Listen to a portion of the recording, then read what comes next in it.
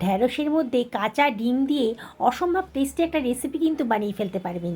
একেবারে নতুন ধরনের রেসিপি, একবার বানালে স্বাদ কিন্তু ভুলতে পারবেন না। আমি এখানে প্রায় 300 গ্রাম মতন ভেন্ডি নিয়ে নিয়েছি। প্রথমে ভেন্ডিগুলোকে খুব ভালো করে জল দিয়ে ধুয়ে নেব। পরিষ্কার করে জল দিয়ে ধুয়ে নিচ্ছি। ভেন্ডি কিন্তু কাটার আগেই ভালো করে ধুয়ে নিতে হবে। ভেন্ডিগুলো ভালো করে ধোয়া হয়ে গেছে। এবার আমি জল ঝরিয়ে একটা পাত্রের ভেতর রেখে দিলাম। এবার কড়াইতে আমি গরম জল বসিয়ে দিয়েছি। জলটা যখন বেশ ফুটে উঠেছে, 1 টেবিল চামচ মতো লবণ দিয়ে দিলাম। এইবারে একটু নাড়াচাড়া করে দিচ্ছি, লবণটা গলে যাবে তাড়াতাড়ি। জলটা যখন বেশ ফুটতে শুরু করেছে, তখন আমি ভেন্ডিগুলো এর ভেতরে দিয়ে দিচ্ছি। সমস্ত ভেন্ডিটাই আমি গরম জলের ভেতর দিয়ে দেব। এবার একটু নাড়াচাড়া করে দিলাম। এবার এটাকে একটু ফুটতে দেব। 2 থেকে 3 মিনিট আমি এটাকে ফুটতে দেব। ঢাকা দিয়ে দিলাম, তাহলে তাড়াতাড়ি রান্নাটা হয়ে যাবে। 2 মিনিট বাদে আমি ঢাকাটা তুলে দিয়েছি। দেখুন খুব তাড়াতাড়ি কিন্তু ফুটে গেছে। খুব বেশি এটাকে রান্না করা যাবে না, তাহলে ভেন্ডি কিন্তু গলে যাবে, তখন খেতে অতটা ভালো লাগবে না। এবার একটা স্ট্রেনারের সাহায্যে ভেন্ডিগুলোকে আমি জল থেকে তুলে অন্য একটা পাত্রের ভেতর রেখে দিচ্ছি। খুবই সহজ রেসিপি, খুব সাধারণ উপকরণ দিয়েই হয়ে যাবে, মানে ঘরে থাকা উপকরণ দিয়েই তৈরি হয়ে যাবে। আর টেস্ট কিন্তু একেবারে মারাত্মক। সমস্ত ভেন্ডিগুলোকে জল থেকে তুলে আমি একটা পাত্রের ভেতর রেখে দিলাম। এবার আমি একটা ঝাঁঝরিওয়ালা পাত্রের ভেতর রেখেছিলাম, এক্সট্রা যে জলটা ছিল সেটা পড়ে গেছে। এবার এবার ভেন্ডিগুলোকে আমি একটা পাত্রের ভেতর রাখলাম, সরিয়ে রাখছি, একটু শুকোতে দেব। আমি 3খানা মাঝারি সাইজের পেঁয়াজ নিয়ে নিয়েছি। এই রেসিপিটাতে পেঁয়াজের পরিমাণটা একটু বেশি দিলে পরে খেতে খুব ভালো লাগবে, তাই পেঁয়াজটা একটু বেশি করেই দিলাম। পেঁয়াজের খোসাটা বাদ দিয়ে আমি পেঁয়াজটাকে একটু মোটা সাইজের করে কেটে নিচ্ছি। খুব বেশি মোটাও হবে না, খুব বেশি পাতলাও হবে না। দেখুন আমি কীভাবে কাটছি। কাটাটা হয়ে গেছে। এবার পেঁয়াজগুলোকে আমি একটু ছাড়িয়ে নিচ্ছি, মানে পলকগুলোকে একটু ছাড়িয়ে নিচ্ছি।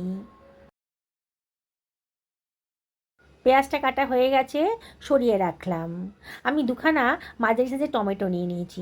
টমেটোকেও একটু লম্বা লম্বা করে কেটে নিচ্ছি।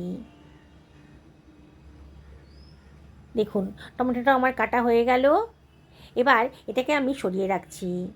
আমি কতগুলো কাঁচা লঙ্কা নিয়ে নিয়েছি। কাঁচা লঙ্কাগুলোকেও আমি কেটে নেব, মাঝখান থেকে চিড়ে নেব আর কি। গোটা লঙ্কা কড়াইতে দিলে পরে ফাটে, সেই জন্য সমস্ত কাঁচা লঙ্কাগুলোকেই আমি চিড়ে নিচ্ছি। হয়ে গেছে, সরিয়ে রাখলাম। ভেন্ডিগুলোকে পাখার তলায় রেখেছিলাম, তাহলে শুকিয়ে গেছে। এবার ভেন্ডির বোটার দিকের অংশ আর মাথার দিকের অংশগুলো কেটে বাদ দিয়ে দেবো। আর ভেন্ডিগুলোকে কিন্তু একটু চেক করে নিতে হবে, এতে ভেতরে কোনো পোকা টোকা আছে কি না। সমস্ত ভেন্ডিগুলোই আমি একইভাবে কেটে নিলাম। আমার ভেন্ডিগুলো ছোটো সাইজেরই ছিল বলে মাঝখান থেকে আর ফালা করলাম না।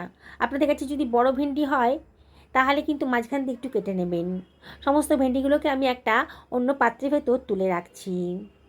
আমি একটা পাত্র নিয়ে নিয়েছি, এর ভেতরে দিয়ে দিচ্ছি ডিম।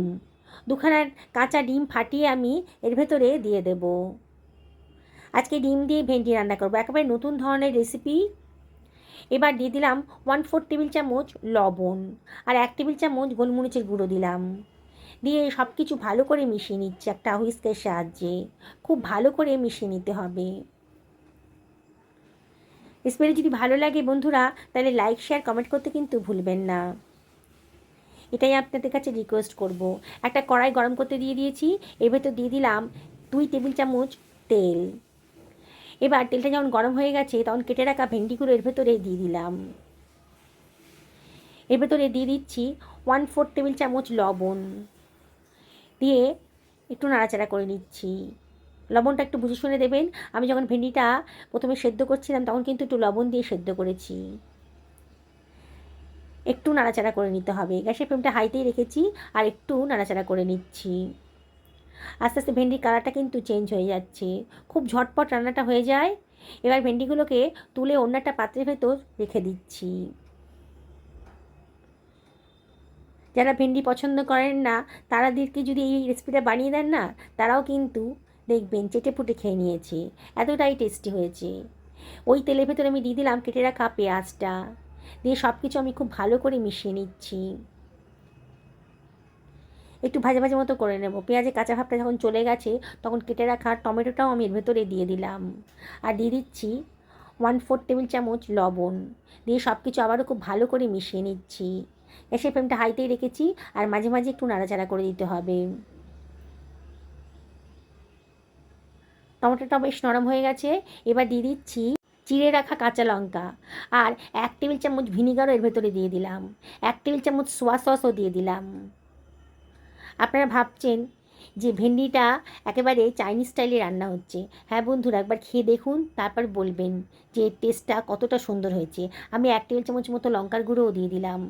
লঙ্কাটা অবশ্যই নিজেদের পছন্দ মতো দেবেন, তবে রেসিপিটা যদি একটু ঝাল ঝাল হয় খেতে কিন্তু খুব ভালো লাগবে।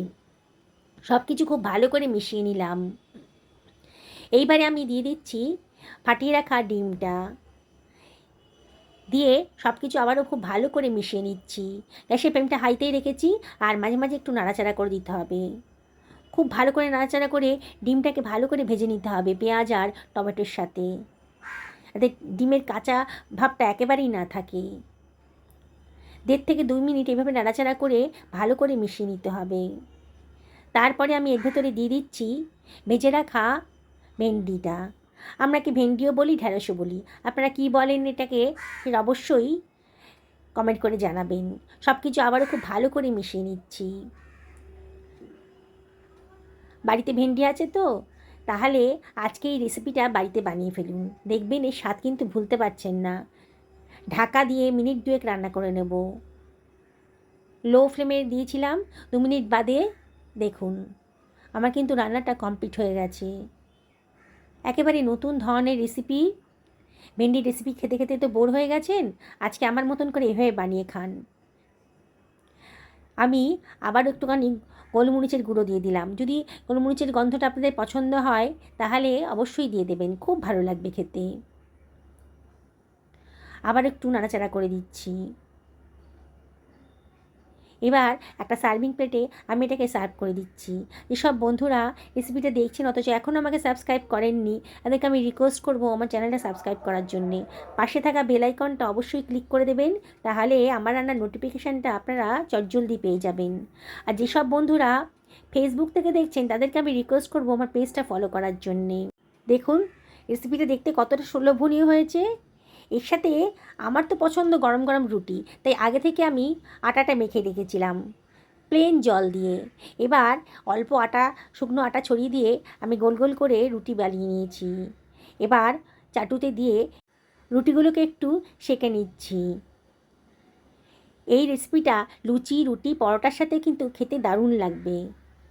গরম গরম রুটির সাথে এই ধরনের একটা রেসিপি থাকলে ডিনারে আর কোনো চিন্তাই থাকবে না। তাই বানিয়ে ফেলুন না রুটি আর গরম গরম এই তরকারিটা। আমি আপনাদেরকে আবারও রিকোয়েস্ট করব, একদিন বাড়িতে বানিয়ে ফেলুন, পরিবারের সকলকে খাওয়ান, নিজেও খান, দেখবেন সবাই কিন্তু দারুণ মজা করে খাচ্ছে। সুস্থ থাকুন, ভালো থাকুন, নমস্কার নেবেন।